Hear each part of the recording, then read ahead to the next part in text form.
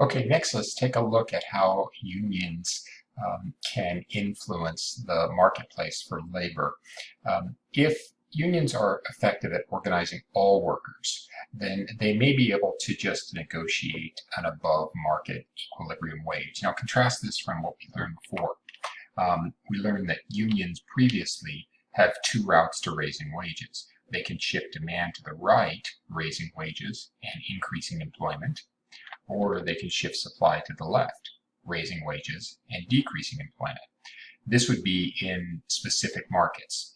But if they're able to command all workers, let's say in a particular industry, then they may not have to shift supply or demand to the left.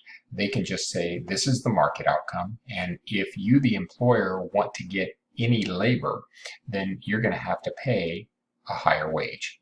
Now, this creates a disequilibrium, and it has the effect of causing the demand for labor to fall. Quantity demanded drops from here at the initial equilibrium, QC, down to here at the higher wage, QU, and it has the simultaneous effect of driving an increase in the quantity supplied.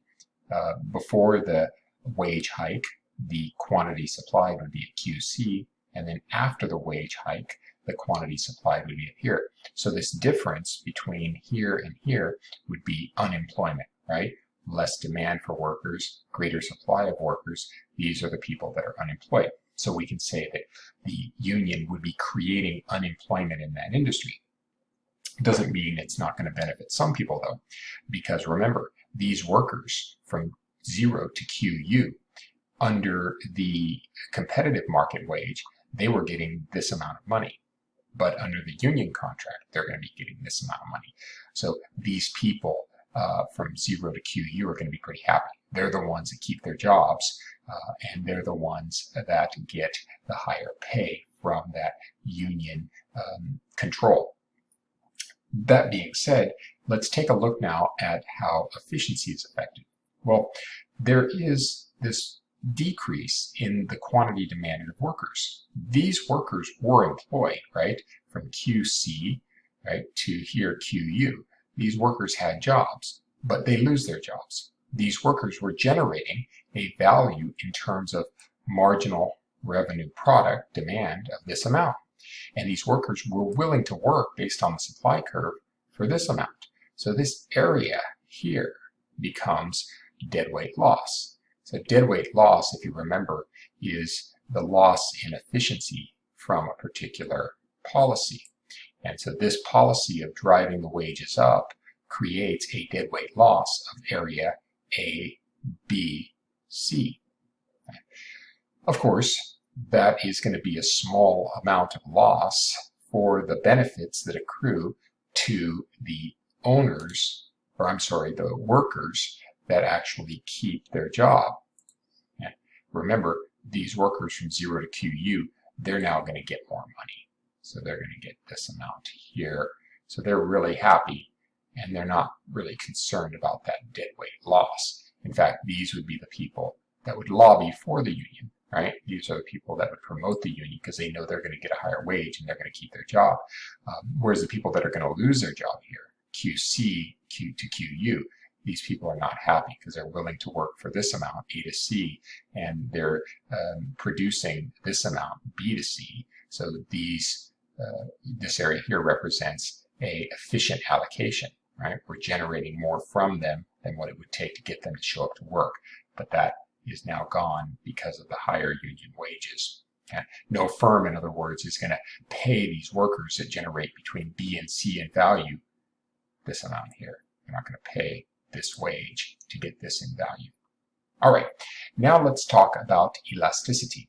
The effect of this is going to depend upon how steep this demand curve is. So what I'm going to do here is show you as best I can a steeper demand curve. Let's say the demand curve is actually, you'll have to excuse the crude rendering here.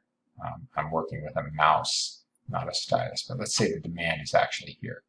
Demand labor 1. Well, in this case, The only thing I want you to see is that the decrease in employment that we actually had was from here to here, from C to B. But if you have a more inelastic demand curve, it wouldn't be as pronounced. It would be right here. There would be a decrease in employment, right? Some people would lose their jobs from the higher wage, but it would be a much smaller amount, right? It would be somewhere around here. All right, that's messy enough, but you get the picture. Now, feather bedding. Feather bedding is where unions will negotiate in a contract that a certain number of workers have to be used for a particular job. And it's called feather bedding because it makes the job more comfortable. I mean, let's say a job normally takes 2 workers to do. And the union contract says, no, you got to use 3 workers. Well, now that job is more comfortable, right? It's like providing a feather bed for the workers. This slows substitution of alternative inputs, including technology for workers. Unions are very concerned that when they drive up wages, that firms are going to respond to that by getting rid of labor, right? In essence, firms are going to have a more elastic demand, right? They're going to get rid of a lot of workers by substituting workers for with capital and technology. So they limit that by putting in the contract, well, you have to have at least a certain amount of workers for each job. Another thing to consider is what's called a union shop clause, also known as a closed shop. This is where the workers would be required to join the union, as opposed to an open shop, which is where the workers would not be required to join the union. And this varies by state. Let me pull this over here. This is let's see here. Yeah, you can see it. So this is off of the website National Right to Work, and it shows the right to work states. These are states where workers cannot be forced to join a union. They have the option of joining a union if there is one in the shop, whereas these other states are non-right to work states where the workers would be forced to join a union.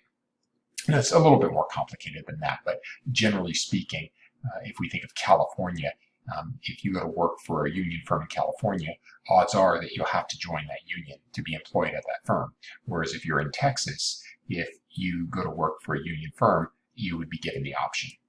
Again, generally speaking. So these right to work states are the ones that don't require unionization, like Texas. Unions don't like that. They want states that and the policies from those states to encourage unionization, and that means having a closed shop, a union shop clause where everybody has to join. I'll give you a personal example. When I went to work at the college, I was required to join the union. If I said I don't want to join the union, I couldn't get the job. Whereas in some states, you would be given the option. Let's talk about the striking model. The striking model is a way of looking at the negotiating process that the employer and the employee go through when there is a union involved. Remember, the strike is the ammunition that the union will use if it doesn't get the contract that it wants. If the firm doesn't agree to the terms that the union wants, then they will threaten to pull all the labor from that firm and effectively shut down the firm. So to understand this model, let's put the expected strike length on the horizontal axis from 0 days all the way up, and then the wage. And let's begin with the employer concession curve. So that's this curve here. And this shows the maximum wage a firm is willing to pay to avoid a strike. So if a firm expects the strike to be very short, then the maximum wage that they would be willing to pay is going to be low. But as they start to expect a strike to be longer and longer, the maximum wage they're going to be willing to pay to avoid that strike will go up, which makes sense because the longer a firm expects a strike to last, the longer they expect to be out of business. Can't produce without labor. So they'd be willing to concede, right? Employer concession curve, a higher and higher amount the longer they expect that strike to last. The next curve is the union resistance curve. This would show the minimum wage that a union is willing to accept to avoid a strike of a given length. And you'll notice if the union expects a very short strike, then they have a very high wage that they would be willing to accept to avoid a strike of a given length. But as the expectation of a longer strike looms, then their resistance curve is going to go down. They're going to be willing to accept a lower and lower wage in order to avoid that strike length. Of course they are, because the longer the strike, the longer they're out of work. So what we have here is a coming together of the curves at this point here.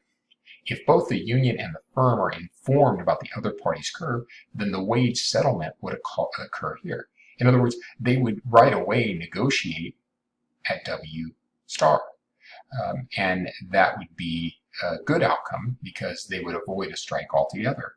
But that's not necessarily likely. I mean, how often does the employer know what the union resistance curve is? And how often would the union know what the employer concession curve is? It's no different than when you go to buy a car. You don't really know how much that car dealer is willing to sell that car for, what the lowest price they'll take is. And they don't know what the highest price you're willing to pay is. If you knew that and they knew that, then you could agree to a price in a matter of minutes and avoid sitting there all day going back and forth trying to come to some agreement. That's that time that's wasted trying to find the eventual price that will be agreed on. That's wasted time. That's inefficient, but it's a consequence of not knowing what the other party is thinking. This is the problem we're talking about here is one of asymmetric information. One party has more information than the other, and the strike is going to serve to balance that out, to make symmetric what is asymmetric. That's what sitting down at the car dealership does, right? Over the time of negotiation, you're actually getting more information about that salesperson's willingness to sell that car, and they're getting more information about your willingness to pay for that car. Well, this same thing happens through a strike when it comes to unions. The union leadership may have more information about the true bargaining possibilities than the union members do. And so the strike will be a means that the union leadership can use to moderate union member demands. Maybe the union members are saying, we want $25 an hour, but the union leadership knows that they can only get $22 an hour.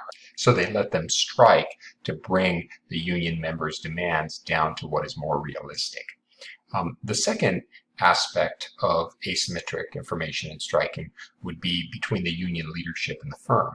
Well, the firm knows more about its profitability than the union leadership does. Maybe the firm knows that they can only pay $15 an hour, and the union leadership is coming in and saying, we want $22. Well, the union leadership doesn't know what the firm can really pay, and the firm has no incentive to reveal that because they still want to get the best deal. The strike then serves to reveal the true profitability. If the union leadership goes in and says, we want $22, and the firm says, look, leave, take your people with you, we're done, we can't afford that, then that willingness to allow the workers to strike tells the union leadership that the firm really can't afford that. And they can continue to chip away at that wage until they get down to something the firm will accept, in essence revealing the true profitability of the firm and making symmetric what was previously asymmetric. So both of these things, union leadership and union members, asymmetric information, and the strike serves to bridge that gap, and union leadership in the firm, asymmetric information, and the strike serves to bridge that gap. All right, that's it, guys. Let me know if you have any questions.